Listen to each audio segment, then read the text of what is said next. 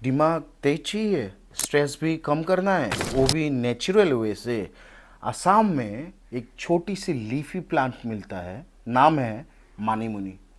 Scientific नाम है Centella asiatica और इंग्लिश फॉर्म है इंडियन पनीवर्स। असम में इसे मानिमुनी कहते हैं और पूरा नॉर्थ ईस्ट इसे एक मेडिसिनल प्लांट की तरह यूज करते हैं। ये आपको मिल जाएगा रोड किनारे छोटी पतली जगह पे उगती हुई, लेकिन इसका काम बहुत बड़ा। एस्मिस किचन में मानिमुनी को जूस की तरह, पिटिका की तरह, फिश के साथ, और असम में कोई फिश और मानिमुनी का स्पेशल डिश बनता है। टेस्ट स्लाइटली मिंटी, हर्बल और रिफ्रेशिंग होता है और आयुर्वेदिक वैल्यू तो भाई कमाल की है। ये ब्रेन टॉनिक के नाम से भी फेमस है। ये मेमोरी बूस्ट करता है, यानी कॉग्निटिव इनहेंसमेंट। इसका मतलब ये ब्रेन पावर को इम्प्रूव करता है और फोकस लेवल को बढ़ाता है। और इसमें न्यूरोप्रोटेक्टिव प्रॉपर्टीज होती है, यानी ब्रेन सेल्स डैमेज होने से बचाते हैं, ब्रेन एजिंग में हेल्प करते हैं।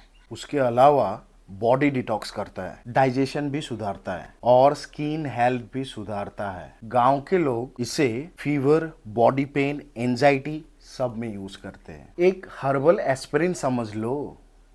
असमीज गांव में हर किसी के घर के आसपास ये प्लांट मिलती है और पुराने लोग कहते थे जितना जमीन के करीब उगता है उतना हीलिंग करता है, और मानिमुनी इसका परफेक्ट एग्जाम्पल है। एकदम फ्री, हर्बल एंड पावरफुल। आपके शहर में मानिमुनी को क्या बोलते हैं और इसको कैसे बना के आप खाते हो, कमेंट सेक्शन में बताइएगा जरूर। अगले एपिसोड में हम लोग ऐसे एक बेल पे बात करेंगे जो असमीज घरों पे सबसे ज्यादा बुखार और पेन रिलीफ करने के लिए यूज होता है। तब तक जय भारत, जय होमिया।